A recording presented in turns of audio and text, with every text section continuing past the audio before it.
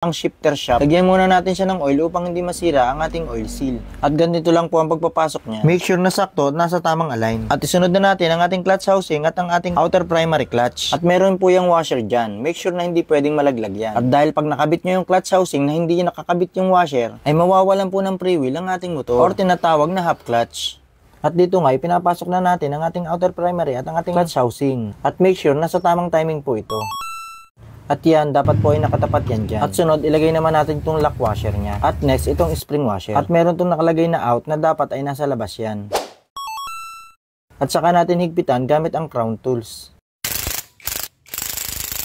At lagay naman natin ang washer ng ating clutch housing. At sunod dito ay ang special nut. At higpitan ulit natin gamit ang crown tools. At ilak na natin ang kanyang lock washer gamit ang flat screw.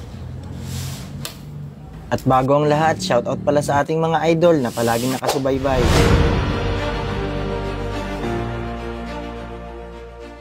At balik tayo sa ating topic. At dito, wag natin kalilimutan itong mga dowel na ito. 2 piraso yan, isa sa baba at isa sa gilid. At isunod na natin ang gasket. At ang next natin ay ang ating right crankcase cover. At dito ay meron tayong 10 pirasong tornilyo para sa ating right crankcase cover. At kung umabot ka sa punto ng bidyong ito at siguradong may natutunan ka, paki-like and share naman at paki-follow na rin para masaya. At dahil tapos na tayo magbuo ng makina, hanggang sa muli, bye-bye!